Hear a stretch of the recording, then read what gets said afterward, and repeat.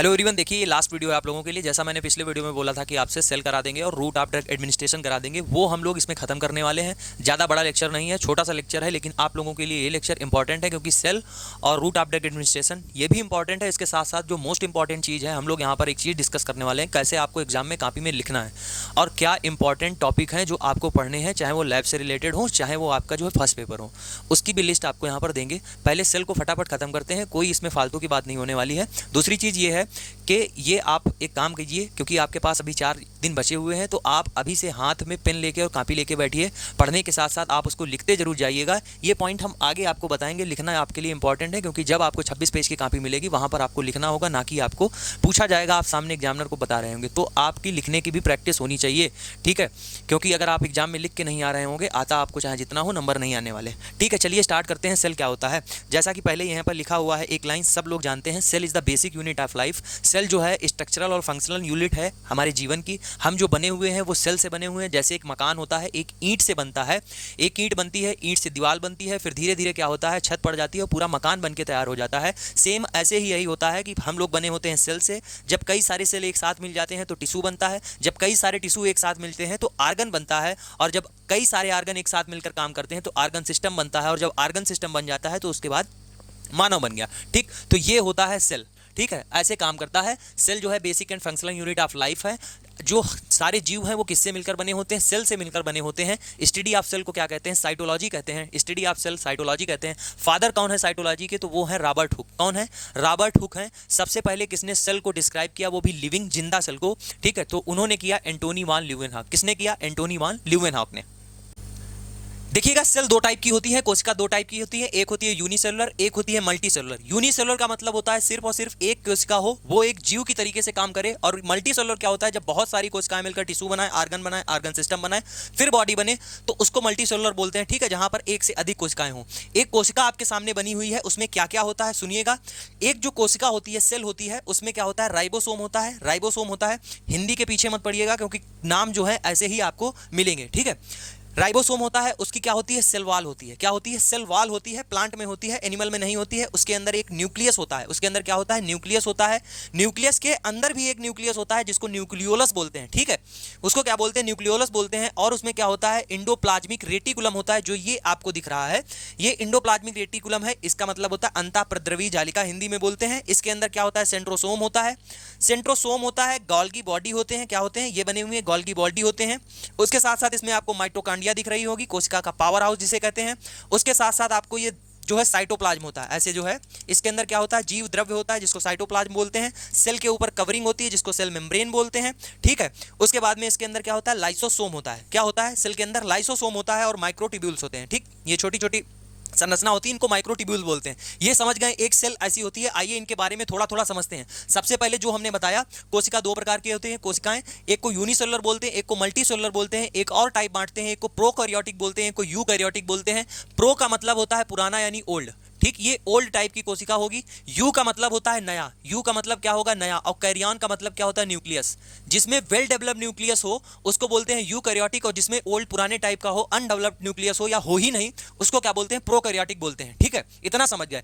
Type of cell की बात करें तो जो प्रोकैरियोटिक होते हैं वो ऑलवेज यूनिसेलुलर होते हैं। ऑलवेज क्या होते हैं, यूनिसेलुलर होते हैं। यूकैरियोटिक की बात करें तो इसमें यूनिसेलुलर भी होता है और मल्टीसेलुलर भी होता है। साइज की बात करें तो 2 माइक्रोन तक या 0.2 माइक्रोन से इनका डायमीटर होता है। यूकैरियोटिक बड़े होते हैं, 10 माइक्रोन से लेकर 100 मिली माइक्रोन तक क्या होता है, 100 माइक्रोन तक इनका डायमीटर होता है। न्यूक्लियस की बात करें तो इनमें एब्सेंट होता है। यूकैरियोटिक में क्या होता है, न्यूक्लियस प्रेजेंट होता है। राइबोसोम की बात करें तो राइबोसोम प्रोकैरियोटिक में प्रेजेंट होते हैं, यूकैरियोटिक में भी प्रेजेंट होते हैं, इसकी तुलना में लार्जर होते हैं। फिर उसके बाद माइटोकॉन्ड्रिया की बात करें तो प्रोकैरियोटिक में एब्सेंट होता है, यूकैरियोटिक में प्रेजेंट होता है। साइटोप्लाज्म की बात करें तो यहां भी प्रेजेंट होता है, यहां भी प्रेजेंट होता है, दोनों में प्रेजेंट होता है। इंडोप्लाज्मिक रेटिकुलम की बात करें तो प्रोकैरियोटिक में एब्सेंट होगा, यूकैरियोटिक में प्रेजेंट होगा। अभी आगे इन चीजों को हम बताएंगे, आप सामने देख लीजिएगा, कॉपी पे जरूर लिखिएगा, ठीक है। राइबोसोम इसमें स्मॉल होते हैं, राइबोसोम, ठीक है। इसमें क्या होता है, लार्ज होते हैं राइबोसोम।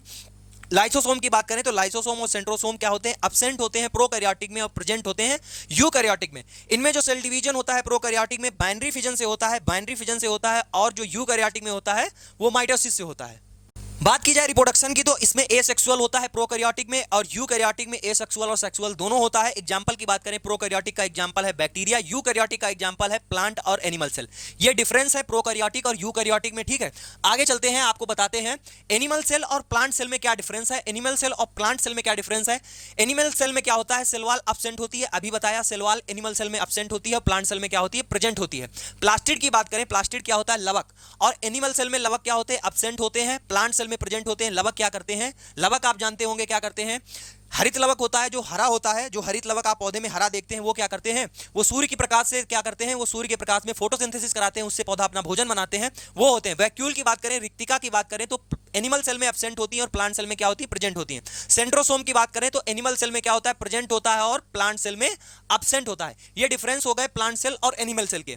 आगे चलिएगा, देखिए चीजें आपको स्पीड से इसी वजह से करा रहे हैं, यहां पर आपको जितना हम समझा रहे हैं बस उतना ही है, क्योंकि यही आपको सिर्फ एज इट इज कॉपी में लिखना है। अगर आ जाता है तो इसको सुनते जाइए तेजी से और अपनी कॉपी में लिखते जाइए। जैसा हमने बताया कि जो सेल वॉल होती है कोशिका, उसकी खोज किसने की, उसकी खोज की रॉबर्ट हुक ने। प्लांट सेल में जो प्लांट में क्या होती है, सेल वॉल होती है, वो सेलुलोज की बनी होती है। प्लांट में जो सेल वॉल होती है वो किसकी बनी होती है, वो सेलुलोज की बनी होती है। आगे चलते हैं, अभी ये सब सारे सेल ऑर्गेनेल के हमने नाम बताए थे। एंडोप्लाज्मिक रेटिकुलम कुछ इस तरीके का होता है, जो ये हमारा न्यूक्लियस होता है उसके बगल में ऐसे ऐसे ऐसे ऐसे ये जो बना हुआ दिख रहा है, ये होता है एंडोप्लाज्मिक रेटिकुलम, जिसको हिंदी में बोलते हैं अंतःप्रद्रवी जालिका, जिसकी खोज की थी पोर्टर ने, क्लाउड ने, फनल ने 1945 में। किसने खोज की थी, पोर्टर, क्लाउड या फनल ने 1945 में। टर्म किसने दिया था, मतलब इंडोप्लाज्मिक रेटिकुलम जो टर्म है, शब्द है, उसको प्रयोग किया था किसने, पोर्टर ने। दो प्रकार की होती है, एक तो होती है रफ इंडोप्लाज्मिक रेटिकुलम, एक होती है स्मूथ इंडोप्लाज्मिक रेटिकुलम। रफ उसको बोलते हैं जो ये इंडोप्लाज्मिक रेटिकुलम है, इसके ऊपर क्या हो, ऐसे दाने दाने आपको दिखे, जिसको बोलते हैं राइबोसोम, जिस पर राइबोसोम प्रेजेंट हो उसको बोलते हैं रफ इंडोप्लाज्मिक रेटिकुलम, और जिस पे राइबोसोम नहीं प्रेजेंट हो, एब्सेंट हो, उसको क्या बोलते हैं, उसको बोलते हैं स्मूथ। उसको क्या बोलते हैं, स्मूथ इंडोप्लाज्मिक रेटिकुलम। उसको क्या बोलते हैं, स्मूथ इंडोप्लाज्मिक रेटिकुलम। तो हम आपको बता रहे थे जो रफ इंडोप्लाज्मिक रेटिकुलम है वो क्या करती है, वो प्रोटीन सिंथेसिस करती है, वो उसका काम क्या होता है, प्रोटीन सिंथेसिस करना। और जो स्मूथ इंडोप्लाज्मिक रेटिकुलम है वो सिंथेसिस क्या करती है, वो लिपिड का सिंथेसिस करती है। वो किसका करती है, वो लिपिड का सिंथेसिस करती है। आगे सेल ऑर्गेनेल कौन सा है आपको बताते हैं, गोल्गी अपरेटस, जिसको गोल्गी कॉम्प्लेक्स भी कहा जाता है, जिसको क्या कहा जाता है, गोल्गी कॉम्प्लेक्स भी कहा जाता है। इसकी खोज किसने की थी, कैमिलो गोल्जी ने। इसकी खोज किसने की थी, कैमिलो गोल्जी ने की थी। इसका कार्य क्या होता है, पैकेजिंग एंड स्टोरेज। इसका काम क्या होता है, पैकेजिंग करना, पैक करना और स्टोर करना, और सेल वॉल का फॉर्मेशन करना। इसको एक और नाम देते हैं, इसको एक और नाम दिया जाता है traffic police of cell. Traffic police का काम होता है कि इधर वाले लोग रुक जाएंगे, इधर वाले जाएंगे, इधर वाले रुक जाएंगे, उधर वाले जाएंगे। मतलब क्या होता है, जो पैकेट्स होते हैं किसको कहां भेजना है, ये काम कौन निर्धारित करता है, ये गोल्गी अपरेटस करता है। ठीक है, क्या करता है, गोल्गी अपरेटस करता है। बात करते हैं लाइसोसोम की। लाइसोसोम की देखिए क्या होता है, लाइसोसोम के अंदर हाइड्रोलिटिक एंजाइम होते हैं। ये जो आपके सामने बना हुआ है ये लाइसोसोम है, इसके अंदर क्या होता है, हाइड्रोलिटिक एंजाइम होते हैं। और हमने ये बात बताई है हाइड्रोलिटिक एंजाइम क्या होते हैं। हाइड्रोलिटिक एंजाइम जो होते हैं कार्बोहाइड्रेट जैसे हो गया, लाइपेज हो गया, प्रोटीएजेज हो गया। हाइड्रोलिटिक इसलिए बोल रहे हैं क्योंकि अगर ये एंजाइम रिलीज हो जाए तो क्या कर देंगे, ये पाचन कर देंगे। तो वही लिखा हुआ है, अगर गलती से ये जो है एंजाइम सेल के अंदर रिलीज हो जाए, अगर ये जो है लाइसोसोम की सेल फट जाए और ये एंजाइम बाहर आ जाए तो क्या होगा, सेल पच जाएगी। इसीलिए इसको सुसाइड बैग भी बोलते हैं। इसको क्या बोलते हैं, सुसाइड बैग भी बोला जाता है। लिखा हुआ है किसी रीजन बस ये एंजाइम अगर रिलीज हो जाते हैं तो वो क्या करते हैं, डिस्ट्रॉय कर देते हैं सेल को क्या कर देते हैं, डिस्ट्रॉय कर देते हैं। इनका काम होता है digestion of extra cellular material. ये क्या करते हैं, एक्स्ट्रा सेलुलर मटेरियल का डाइजेशन कर देते हैं। आगे चलिएगा, आगे ऑर्गेनेल पढ़ते हैं। आगे कौन सा है, वैक्यूल लिखा हुआ है। हमने बताया था सेल के अंदर जो है वैक्यूल कहां पे आपको दिखेंगे, ऐसे जो है थैलीनुमा संरचना होती है, इनको क्या बोलते हैं, वैक्यूल बोलते हैं। Membrane bound space found in the cytoplasm. ठीक है, ये साइटोप्लाज्म में ऐसे गुब्बारे जैसी संरचना होती है, इनको वैक्यूल बोला जाता है। इनका काम कुछ नहीं होता है, store house for water and some metabolite. ये थोड़ा बहुत पानी और मेटाबोलाइट्स को स्टोर करती हैं। बात करते हैं माइटोकॉन्ड्रिया की। माइटोकॉन्ड्रिया से क्वेश्चन पूछा गया था कि क्या होता है, पावर हाउस किसे कहते हैं, सेल का पावर हाउस किसको कहते हैं, माइटोकॉन्ड्रिया को कहते हैं। लार्जेस्ट सेल ऑर्गेनेल की बात की जाए तो एनिमल सेल में सबसे बड़ा कौन सा होता है, माइटोकॉन्ड्रिया होता है। सेकंड लार्जेस्ट सेल ऑर्गेनेल की बात करें तो प्लांट में होता है। प्लांट में सेकंड लार्जेस्ट सेल ऑर्गेनेल है, एनिमल में सबसे बड़ा होता है। ठीक है, इसको क्या कहते हैं, power house of the cell कहते हैं, क्योंकि इसी के अंदर क्या होता है, एटीपी का निर्माण होता है। ठीक है, फंक्शन की बात करें, कार्य क्या करता है, तो वही हमने बताया, प्रोड्यूस सेलुलर एनर्जी। जो हमको एनर्जी मिल रही है वो यही पैदा करके देता है माइटोकॉन्ड्रिया। ठीक है, माइटोकॉन्ड्रिया के बारे में समझ गए हैं। आगे चलते हैं हम लोग क्लोरोप्लास्ट के बारे में पढ़ते हैं। क्लोरोप्लास्ट हमने बताया था, क्लोरोप्लास्ट का मतलब क्या है, लवक। और ये किस में पाए जाते हैं, ये पौधों में पाए जाते हैं। हरित लवक कौन होता है, वो पौधों में पाया जाता है। काम क्या करता है, फोटोसिंथेसिस कराता है, प्रकाश संश्लेषण कराता है। यहां पर क्या होता है, ये डबल मेम्ब्रेनस बाउंड ऑर्गेनेल है, मतलब इसके जो है बाहर और अंदर, मतलब कि क्या होंगी, दो मेम्ब्रेन होंगी। ये दो मेम्ब्रेन से घिरा होता है, आउटर और इनर। ये लिखी हुई है आपके सामने, आउटर मेम्ब्रेन, ये इनर मेम्ब्रेन। ये सिक्के जैसी संरचना होती है। एक सिक्के को क्या बोलते हैं, थैलाकॉइड बोला जाता है। और ये जो स्पेस है, जो द्रव भरा हुआ है और उसके अंदर जो ये सब पूरा सिक्के जैसी संरचना लगी हुई है, इसी पूरे को क्या बोल देते हैं? स्ट्रोमा बोल देते हैं। क्लोरोप्लास्ट की बात करें, हिंदी में हरित लवक बोलते हैं, प्लांट में पाया जाता है, डबल मेम्ब्रेन बाउंड ऑर्गेनिल है। इसका फंक्शन क्या होता है? फोटोसिंथेसिस कराता है। सामने आपके डायग्राम लगा हुआ है। क्लोरोप्लास्ट हमने पढ़ लिया। अब हम लोग पढ़ते हैं राइबोसोम के बारे में। राइबोसोम क्या होता है? राइबोसोम क्या करता है? इसकी खोज किसने की है? जॉर्ज पैलाडे ने। किसने की है? जॉर्ज पैलाडे ने। दो प्रकार के होते हैं, 70s और 80s। कितने? दो प्रकार के होते हैं, 70s और 80s। बात की जाए 70s किसमें पाए जाएंगे, तो प्रोकैरियोट, माइटोकॉन्ड्रिया, क्लोरोप्लास्ट में कैसे पाए जाएंगे? 70s टाइप के पाए जाएंगे। और यूकैरियोटिक में किससे पाए जाएंगे? यूकैरियोटिक में 80s के। डायग्राम आपके सामने बने हुए हैं, ये आप बना सकते हैं। अगर इससे भी सिंपल चाहते हैं तो बस केवल ऐसे ऐसे कर दीजिएगा। ये सिंपल डायग्राम आप अपने सामने बना देगा। एक को लिख देना 70s, एक को लिख देना 80s। यही हो गया आपका राइबोसोम का डायग्राम। फंक्शन क्या होता है? इनका काम होता है प्रोटीन सिंथेसिस। ऐसे ही आपको कॉपी में लिखना है। राइबोसोम अपना हो गया।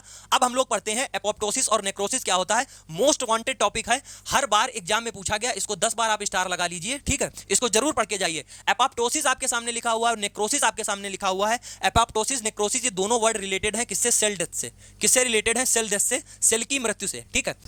रूट ऑफ ड्रग एडमिनिस्ट्रेशन, ठीक। ये दूसरा टॉपिक है आपके लिए जो बताया, बहुत ही मोस्ट इंपॉर्टेंट टॉपिक है। कुछ नहीं है इसमें, इसका सीधा सा मतलब ये है कि किस रास्ते से दवा ली जा रही है, बस उसी के बारे में थोड़ा सा पढ़ना है। दो रास्ते होते हैं, एक बोलता है, इसको बोलते हैं सिस्टमिक, दूसरा होता है लोकल। सिस्टमिक का क्या मतलब है और लोकल का क्या मतलब है, अभी आपको बताते हैं। जैसे कि आपको चोट लगती है, ठीक, थोड़ा सा आप जल गए, तुरंत क्या करते हैं? एंटीसेप्टिक लेते हैं, लगा लेते हैं, ठीक। दर्द हो रहा है, जलन हो रही है, बर्न हो गया, कुछ भी हो गया, तुरंत आपने क्रीम ली, ट्यूब ली, ऑइंटमेंट लिया और तुरंत लगा लिया। ये कैसा है? ये लोकल है, मतलब जहां पर हो रहा है वहीं पर आप रिस्पॉन्स दे रहे हैं। अब जैसे बुखार आता है, आपने पैरासीटामोल लिया, तो पहले क्या होता है? वो जीआईटी में जाती है, यानी आप माउथ के थ्रू लेते हैं, अंदर जाता है, एब्जॉर्ब होता है, फिर ब्लड में पहुंचता है, ठीक है। फिर क्या होता है? ब्लड कैपिलरी से हार्ट से फिर जहां जाना होता है वहां पहुंचता है, ठीक है। तो ये वाला जो रास्ता अगर कोई दवा अपना रही है तो उसको सिस्टमिक में डालेंगे, और जो जहां पर लोकल, जहां पर चाहिए दवा, वहीं पर अगर आप दे रहे हो तो उसको लोकल में रखेंगे। तो सिस्टमिक का सीधा मतलब आप समझ गए, और लोकल का मतलब क्या होता है वो समझ गए। सिस्टमिक को भी दो पार्ट में बांटते हैं, एक को इंटरल बोलते हैं और दूसरे को पर इंटरल बोलते हैं, ठीक, या पार इंटरल बोला जाता है। एक को इंटरल बोलते हैं, दूसरे को पार इंटरल बोलते हैं। इंटरल में भी सबसे पहले क्या होता है? माउथ हम दवा लेते हैं, जैसे टैबलेट हो गई, मुंह के थ्रू हमने पानी पी लिया और अंदर चली गई। फिर उसके बाद क्या होता है? सबलिंगुअल, जीभ के नीचे रखते हैं। फिर क्या होता है? रेक्टम, पर रेक्टम के थ्रू, एनएस के थ्रू दवा लेते हैं, तो वो किसमें आती है? वो इंटरल में आती है, ठीक। वो किसमें आती है? इंटरल में, यानी क्या होगा? हमारे इंटेस्टाइन, हमारे जीआईटी से होते हुए जा रही है। पर इंटरल की बात करेंगे तो इसमें क्या होगा? पर इंटरल में क्या आता है? इंट्रावेस्कुलर, इंट्रामस्कुलर, सबक्यूटेनियस और इनहेलेशन। मतलब जो इंजेक्शन हो रहा है, जो दवा दी जा रही है, वो क्या हो रहा है? सीधे वेन्स में, सीधे आपके मसल्स में, डायरेक्ट आपकी ब्लड कैपिलरी में दी जा रही है। मतलब ये है, मसल में दी गई, ब्लड कैपिलरी ने अब्जॉर्ब किया, डाइजेशन के थ्रू नहीं आई।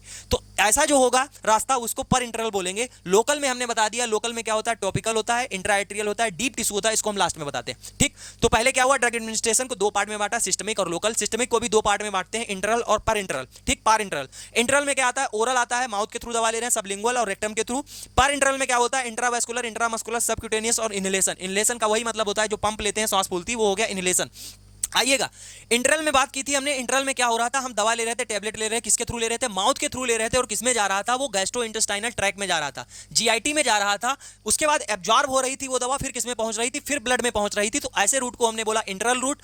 इस इंटरल रूट के थ्रू हम लोग पहले क्या होता है? ओरल रूट होते हैं। पहले क्या करते हैं? इसको इंटरल रूट में क्या हुआ? ओरल रूट आता है, मतलब हमने दवा ली, अपने मुंह के अंदर रखी और निगल लिया, इसीलिए इसको क्या बोलते हैं? पीओ लिख देते हैं। डॉक्टर जैसे कोई टैबलेट लिखता है, उसके ब्रैकेट में लिख देता है पीओ, यानी पर ओरल। उसमें क्या क्या होता है? टैबलेट होती है, कैप्सूल, सिरप, पाउडर, ये सब क्या होता है? माउथ के थ्रू लेते हैं और पानी पी लेते हैं, अंदर चला जाता है। इसके लाभ क्या क्या हैं? सबसे पहली बात ये तो कन्वीनियंट है, ठीक। दूसरी चीज है, इसमें दर्द नहीं होता है। तीसरी चीज क्या है? इजी टू टेक है, लेने में क्या है? आसानी रहती है। दूसरी चीज एब्जॉर्प्शन की बात करें तो एब्जॉर्प्शन कहां होता है? Whole length of gastrointestinal tract. मतलब कि क्या होता है? हमने माउथ से लिया था, स्टमक में पहुंचा, फिर इंटेस्टाइन में, इंटेस्टाइन से लार्ज इंटेस्टाइन में, फिर स्मॉल इंटेस्टाइन से एब्जॉर्प्शन स्टार्ट होता है। तो इसका क्या मतलब है? Take place along with the whole length of gastrointestinal tract. Absorption पूरी होल जीआईटी में होता है। चीप होती है दवा, क्या होती है? सस्ती होती है compare to the most other parenteral route. जैसे इंजेक्शन की तुलना में देखा जाए, अदर चीजों, सिरप की तुलना में देखा जाए, तो क्या होता है? टैबलेट सस्ती होती है, ठीक है। आइए चलते हैं आगे। पीओ की तो बात कर ली, अब हम लोग बात करते हैं इसके क्या डिसएडवांटेज। ये तो एडवांटेज हो गया कि हम लोग आराम से ले रहे हैं और सस्ती होती है, ठीक। डिसएडवांटेज क्या है? अगर कोई जो है अनकॉन्शियस हो गया है, बेहोश हो गया, अब उसको कैसे दवा खिलाओगे? तो ये क्या है? इसका डिसएडवांटेज है। वो क्या है? डिसएडवांटेज है। दूसरा एक और चीज है, इसका टेस्ट क्या होता है? अनप्लीजेंट होता है। किसी किसी को क्या होता है? टेस्ट बुरा लगता है, ठीक है। जैसे बीकासूल किसी ने खोल के खा लिया हो, लेकिन ये तरीका गलत है, मैं एक बात बता रहा हूं, तो उसको टेस्ट कैसा लगता है? बुरा लगता है, तो अनप्लीजेंट टेस्ट होता है।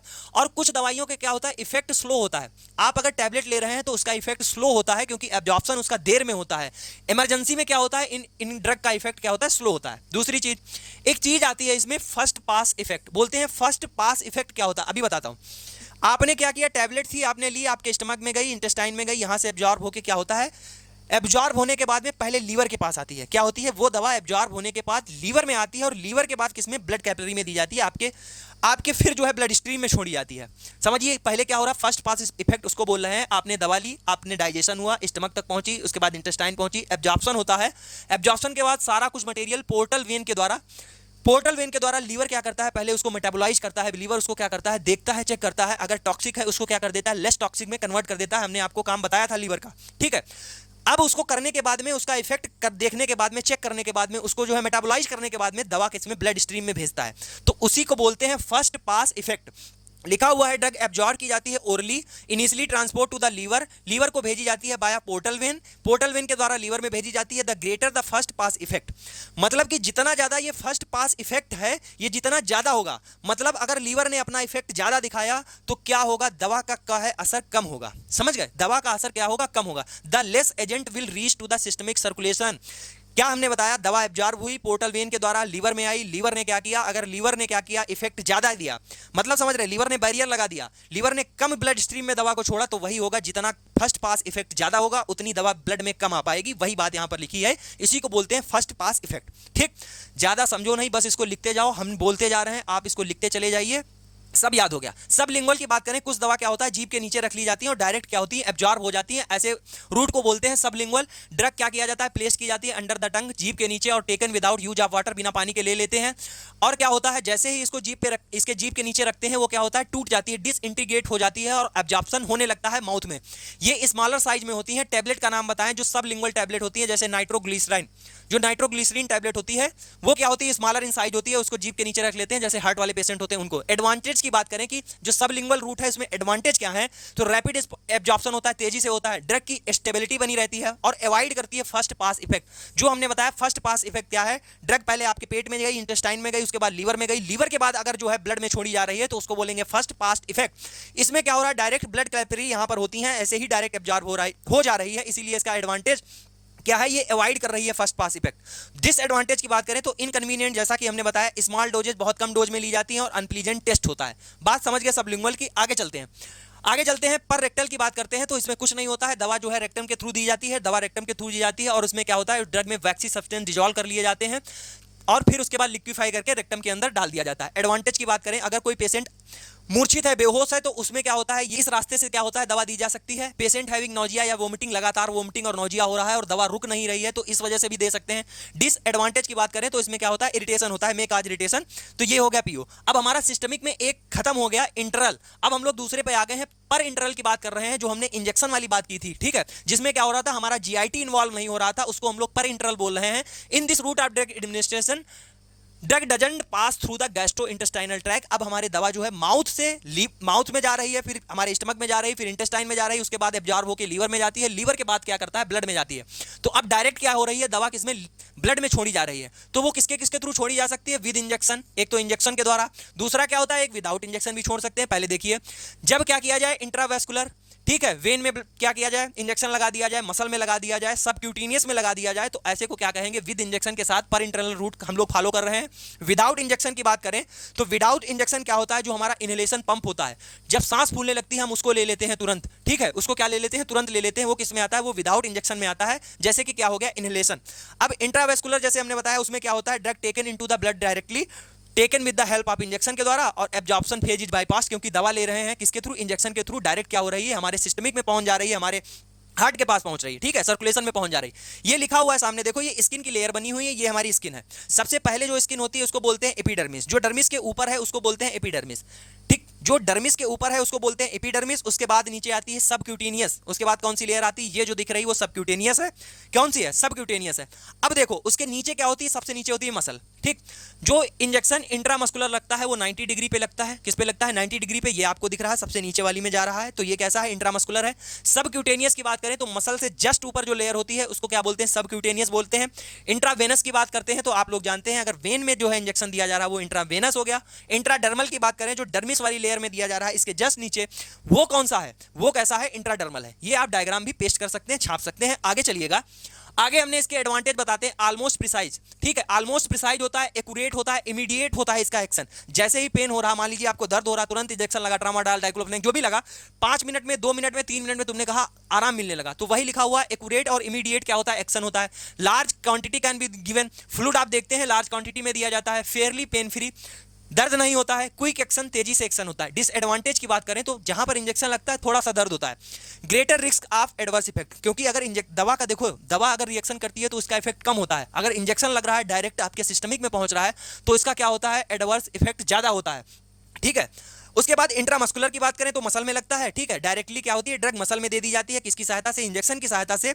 जब क्या होता है, ड्रग मसल में पहुंच जाती है, उसके बाद क्या होता है, एब्जॉर्ब कर ली जाती है ब्लड में, ठीक। उसके बाद चलिएगा लोकल की बात करते हैं, जो हमारा लास्ट वाला बचा था, लोकल रूट। लोकल में वही है, अप्लाई की जाए स्किन पे, म्यूकोजा पे, वो उसको लोकल बोलते हैं। जैसे हमने बताया था, जो लोशन हो, ऑइंटमेंट हो, एंटीसेप्टिक हो, जो सनस्क्रीन हो, धूप है इतने समय ज्यादा सनस्क्रीन निकाल के निकलेंगे, वो टॉपिकल होती है कि यानी माउथ पे लगानी है, हाथ पे लगानी। उसके बाद हमने बताई थी इंट्रा एट्रियल रूट, जिसमें कोरोनरी एंजियोग्राफी जैसे होती है, जहां पर कोरोनरी आर्टरी ब्लॉक हो जाती है, वहीं पर डायरेक्ट उसमें क्या किया जाता है, इंट्रा एट्रियल रूट दे दिया जाता है वहीं पे। वही क्या है, टॉपिकल। टॉपिकल का मतलब है जहां पर दिक्कत हो वहीं पर हम दे रहे हैं। फिर एक होता है डीपर टिश्यू, जब आरे हो जाता है, रेबेटाइटिस, आर्थराइटिस, डायरेक्ट इंजेक्शन दे दिया जाता है, ठीक, डायरेक्ट इंजेक्शन दे दिया जाता है। तो ये क्या है रास्ते, ये लोकल रूट है ड्रग के, ठीक है, ये क्या रास्ते हैं, लोकल रूट है। अब बात करते हैं एक्शन की, कितनी देर में कौन सी काम करती है। जो हम इंट्रावेनस होता है इंजेक्शन, 30 से 60 सेकंड में या 1 मिनट में काम कर देता है। इनहेलेशन की बात करें, सांस फूल रही, आपने पंप ले लिया, 2 से 3 मिनट में आपको रिलीफ मिलने लगता है। मसल में इंजेक्शन लगा है तो 10 से 20 मिनट में। सबलिंगुअल आपने दवा ली है तो 3 से 5 मिनट में उसका असर दिखता है। ओरल दवा लेते हैं तो क्या आपको डॉक्टर बताता है, 1 से 1.5 घंटे के आसपास आपको समय लगता है दवा का असर दिखने में। ये पूरा टॉपिक था, हमने इतनी तेजी से आपको करा दिया है। ये इस वजह से करा दिया, आपको पता भी चलता रहे, हिंदी इंग्लिश का कोई चक्कर नहीं है, इसको प्रॉपर आप लिखिएगा अपनी कॉपी में, ठीक है। 1 सेकंड में हम आपको दिखा दे रहे हैं ताकि आप आराम से रोक के इसको लिख सकें, ठीक। ये आपके सामने पहला हो गया, जिसमें सिस्टमिक, लोकल, इंटरल, पर इंटरल, इनके ये पार्ट हो गए, ये आपने देख लिए। उसके बाद हमने बात की थी इंटरल रूट की, एग्जांपल ये होते हैं, एडवांटेज ये होते हैं, कॉपी में आपको ऐसे ही लिखना है। उसके बाद बात करें डिसएडवांटेज की, लिखा हुआ है फर्स्ट पास इफेक्ट क्या होता है, आपके सामने बना हुआ है कि जब स्टमक से उसके बाद इंटेस्टाइन में दवा पहुंचती है तो पोर्टल वेन के द्वारा एब्जॉर्ब होती है, लीवर में पहुंचती है, फिर लीवर उसको क्या करता है, सिंथेसाइज करता है, कितना ब्लड में भेजना है, सर्कुलेट करना है, वो करता है, इसी को बोलते हैं फर्स्ट पास इफेक्ट। उसके बाद में सबलिंगुअल होता है, सबलिंगुअल में जीभ के नीचे रखते हैं, दवा तुरंत इंटीग्रेट हो जाती है। एडवांटेज में आपको दिखा है सामने, तेजी से एब्जॉर्प्शन होता है और अवॉइड करता है first effect, first pass effect. Advantage आपके सामने लिखे हुए हैं। पर रेक्टल जो होता है उसमें भी एडवांटेज और डिसएडवांटेज लिखे हैं, ऐसे ही आपको कॉपी में लिखना है। फिर उसके बाद आ जाता है अपना पार इंटरनल रूट, उसमें इंजेक्शन और विदाउट इंजेक्शन में ये चीजें आती हैं। उसके बाद हमने एक एक लाइन इंट्रावेस्कुलर में, एक लाइन आपको ये डायग्राम बना के दिखा दिया कौन सा कैसे इंजेक्शन जा रहा है। एडवांटेज भी आपको बता दिए। डिसएडवांटेज क्या होता है, पेन जो होता है बहुत हल्का फुल्का होता है, लड़कियों को ज्यादा होता है, greater risk of adverse effect. Intramuscular की भी बात बता दी। उसके बाद हमने लोकल बता दिया, जो टॉपिकल होता है, जैसे आई ड्रॉप, हमें आंखों में जलन हो रही, कुछ हो रही, हमने आई ड्रॉप ले लिया। कहीं पर हम जल गए या कोई दिक्कत हो गई, एंटीसेप्टिक क्रीम लगा ली, सनस्क्रीन, ये लोकल हो गए। उसके बाद एक्शन भी बता दिया कि इसका कितनी देर में होता है, तो इसको आप रोक के अपनी कॉपी में लिख लीजिएगा, 2 बार रिवाइज कर लीजिएगा, आपको याद हो गया। अब हम लोग मोस्ट इंपॉर्टेंट टॉपिक पर चलते हैं, जो हमने बताया कि एग्जाम में कॉपी में आपको कैसे लिखना है और क्या करना है। 2 मिनट दीजिए, ये भी आपका निपटा देते हैं। आओ पहले तो मोस्ट इंपॉर्टेंट टॉपिक की बात करते हैं, जिनको आप पढ़ के जाना ही जाना है, और पॉसिबल है, संभावना है कि इन्हीं से चीज़ें आपकी आए। पहला तो डाइजेशन और एब्जॉर्प्शन चैप्टर जो हमने कराए, ह्यूमन फिजियोलॉजी के, वो आने ही हैं। रिस्पायरेशन, एक टॉपिक हार्ट, ब्लड और लिम्फ, तीनों पढ़ के जाइएगा। Method of sterilisation, mode of disease, कैसे होती हैं ट्रांसमिशन और उसके प्रिवेंशन, रोकने के उपाय। स्ट्रक्चर ऑफ ह्यूमन सेल हमने करा दिया। फिर ड्रग एडमिनिस्ट्रेशन, ड्रग रूट वाला ये आ गया। Hand hygiene, cell injury, basic life support, safety measure in microbiology, एक आइडल लैब कैसी होती है, वो चीज़ें, इसको आप अपनी कॉपी में लिखें। डिफरेंस बिटवीन ग्राम पॉजिटिव और ग्राम निगेटिव बैक्टीरिया, सीपीआर क्या होता है, वुंड हीलिंग क्या होती है, ये टॉपिक हो गए, ठीक। उसके बाद में एपोप्टोसिस और नेक्रोसिस, इसको तो जरूर ही पढ़ के जाए। उसके बाद ESR, PCV, इनकी वैल्यू कैसे लगाते हैं वो भी, HB एस्टिमेशन, चाहे वो साइली मेथड में हो और साइनोमेथ्योग्लोबिन मेथड हो वो भी। यूरिन एग्जामिनेशन, चाहे वो फिजिकल हो, केमिकल हो और माइक्रोस्कोपिक हो, तीनों पढ़ के जाइएगा। RC, ठीक, BT, CT और PT, anticoagulant, bone marrow aspiration, culture media, centrifuge और कैलोरीमेट्री जरूर पढ़ के जाइए। नॉर्मल वैल्यू जितनी भी हो आप जरूर याद करके जाइए। माइक्रोस्कोप, एनीमिया, स्टेन की बात करें तो लिस्मेन, जिम्सा, ग्राम, AFB चारों पढ़ के जाइए। ब्लड स्मेयर, थिक और थिन कैसे बनती है ये पढ़ना है। ब्लड कलेक्शन, कैसे कलेक्शन किया जाता है ये। तो ये जो इतने टॉपिक आपके सामने दिख रहे हैं, इनको आप जरूर पढ़ के जाइएगा, ठीक है। ये हो गया और ये हो गया, ये दोनों जो जितने टॉपिक लिखे हुए हैं इनको आप जरूर पढ़ के जाइएगा। आई होप इन्हीं से आपको चीजें फंसने वाली हैं, ठीक है। आगे अब हम आपको बताते हैं कि कॉपी में कैसे आपको चीजों को लिखना है 1 मिनट दीजिए, बस सारी चीज़ें आपको पता चल जाएंगी।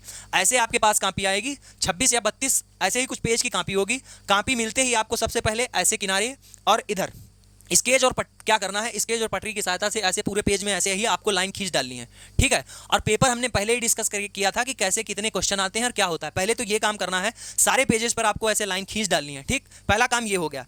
दूसरा काम आपको ये करना है, जो स्टार्टिंग के आपके 3 पेज होते हैं, स्टार्टिंग के 3 पेज जो होंगे उन पे आपको ऐसे ही लिखना है, क्योंकि स्टार्टिंग में आपके पहले आते हैं सही गलत, फिल इन द ब्लैंक्स, और उसके साथ साथ में क्या होता है, उसके बाद वो आपके ऑप्शन, ठीक, ऑप्शनल वाले। तो उनमें सबसे पहले आपको ऐसे ही लिखना है आंसर नंबर 1। क्वेश्चन लिखने की कोई जरूरत नहीं है, टाइम वेस्ट करने की कोई जरूरत नहीं, सीधा लिखिए आंसर नंबर 1। उसके बाद में उसके जस्ट नीचे तुरंत आपको क्या करना है, उसके जस्ट नीचे तुरंत आपको क्या करनी है, लाइन खींच देनी है एट वंस, ठीक है। ऐसे क्या करना है, लाइन खींच देनी है, ठीक है। उसी के जस्ट नीचे आपको लाइन खींच देनी है। उसके बाद में आपको क्या करना है, कितने आते हैं आपको पता होगा, 5 आते हैं, ए बी सी डी और ई।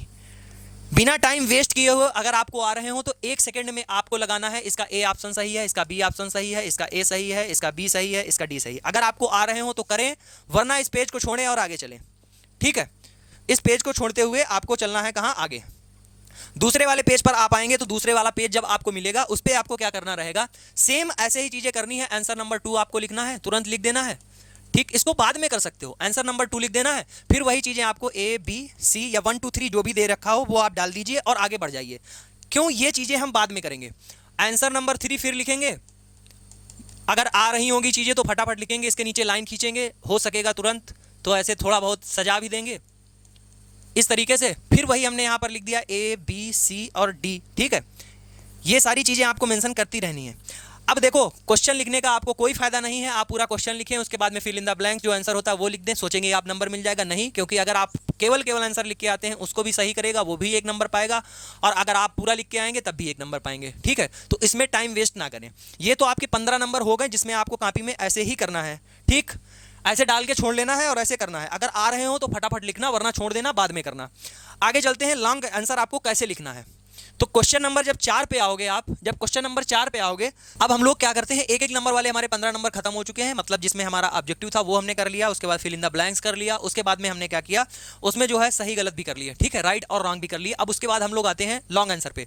आंसर नंबर 4 आपको टाइप करना है, ठीक है, ऐसे मतलब लिखना है कॉपी में, और हम आपको बताते हैं वहां पर कितने आएंगे। सबसे पहली बड़ी बात तो यही होती है कि आप ये जान लीजिए कि वहां पर क्वेश्चन आपको दिए होंगे 6 और करने रहते हैं 4। कितने, 4 करने होंगे। कोई 4 क्वेश्चन आपके पास 6 दिए होंगे, ऑप्शन होता है आपके पास कि इन 6 में से कोई 4 करें, और एक क्वेश्चन जो होता है वो आपका 5 नंबर का होता है, टोटल आपको 20 नंबर होंगे, ठीक। इस वाले जो आपका 4 होगा, जो आपका क्वेश्चन नंबर 4 होगा, पार्ट नंबर 4 होगा, उसमें आपके जो है 6 क्वेश्चन दिए होंगे और आपको करने रहेंगे 4। तो देखिए कि कैसे आपको कॉपी में लिखना है, जो हमने बताया, इधर लाइन खींच लेंगे, उधर खींच लेंगे। ये क्वेश्चन आपके सामने जो लिखा हुआ है, जिसका हमने आंसर लगाया हुआ है, ये क्वेश्चन आ गया है, ये क्वेश्चन आया हुआ है। अपनी कॉपी में नहीं लिखना, मैं बता रहा हूं। यहां पर क्वेश्चन आया था, well level diagram of the human heart, ठीक है। ह्यूमन हार्ट का वेल लेवल डायग्राम बताना है और डीप में, डिटेल में आपको चीजें लिखनी है। तो जैसे यहां पर आपके सामने चीजें लिखी हुई दिख रही हैं, हेडिंग डाली गई है, लोकेशन आपको बता दिया कहां पर स्थित होता है, शेप लिख दिया, वेट लिख दिया, मेम्ब्रेन के बारे में लिख दिया और प्रोटेक्ट करता है, एक पेज में ऐसे आपको चीजें लिख दी। उसके बाद में दूसरे पेज में जब जाएंगे, क्योंकि देखिए 5 नंबर का है तो आपको मिनिमम 3 पेज भरने हैं, जो 10 नंबर का होगा उसमें मिनिमम तो 4 पेज आप भरेंगे। अगर 5 हो जाए, 4.5 हो जाए, बहुत अच्छा। और एक बात आपको ध्यान रखनी है, आपको पेज के अकॉर्डिंग ही भरना है, वहां पर दूसरी कॉपी आपको मिलेगी नहीं। वही चीज हमने फिर यहां कही, इधर उधर अपनी लाइन खींच ली गई, उसके बारे में हमने लिखा, हार्ट के बारे में देखो, छोटे छोटे पॉइंट आपके सामने लिखे हुए हैं, इतनी इंग्लिश नहीं लिखी हुई है, एकदम बेसिक से चीजें लिखी हुई, राइट और लेफ्ट एट्रिया सेपरेटेड होते हैं इंटर आर्टियल सेप्टम के द्वारा, यही सब लिखा हुआ है। और ये छोटा सा आपके सामने डायग्राम कॉपी में किनारे बना दिया। जब एग्जामिनर ऐसी कॉपी देखेगा, चेक करेगा, तो आपको 5 में से 4 नंबर दे देगा, ठीक है। एक ये लिख दिया। उसके बाद में थोड़ा सा कंटेंट और बचता है, तो हम क्या करते हैं, एक ऐसा डायग्राम हार्ट का बना सकते हैं, ठीक, जिसमें एक्सटर्नल दिखा सकते हैं। अगर आपके पास समय बच रहा है और आप और अच्छा करना चाह रहे हैं तो एक डायग्राम और बना सकते हैं, जिसको इंटरनल स्ट्रक्चर ऑफ हार्ट ऐसे प्रैक्टिस कर लें तो बड़े बड़े बना दें, वरना आप छोटे जरूर बनाएं, चाहे जैसे बनाएं। और अभी आपके पास समय है, हाथ आप प्रयोग करते रहें और कॉपी में लिखते रहें, क्योंकि वहां पर आपको बराबर बैठ के लिखना ही है। उसके बाद लास्ट में एक और हेडिंग लिख दी और ऐसे लिख दिया और पेज खत्म हो गया, अपना बात खत्म हो गई। ऐसे ही आपको क्या करना है चीजों को ऐसे करना है। दूसरी चीज ये है कि यहां पर छूट गई, जैसे ये आंसर नंबर 4 लिखा था, उसका कौन सा था पार्ट ए था, तो आपको ऐसे ब्रैकेट में ए डाल देना है, ये कि पहला वाला क्वेश्चन है, या एक नंबर 1 लिखा हो तो ऐसे डाल देना किनारे कि ये नंबर 1 है। इन चीज़ों का बहुत ध्यान रखना। ऐसे ही अपनी कॉपी में लिखना, जो आपके जो है 5 नंबर के हैं उनको 3 पेज आप भरना ही भरना, और जो बचते हैं 10 नंबर वाले उनमें 4 साढ़े 4 पेज जरूर करके आना। सबसे लास्ट बात, सबसे इंपॉर्टेंट बात, आपको कुछ आए या ना आए, कॉपी भर के आए और नंबर पाएं। यहीं से बात खत्म होती है और आप अपने जो है 60 नंबर पक्के करते हैं। ठीक है, जाइए अपनी कॉपी में लिखिएगा, बेहतर से आप अपना पेपर दीजिएगा। धन्यवाद।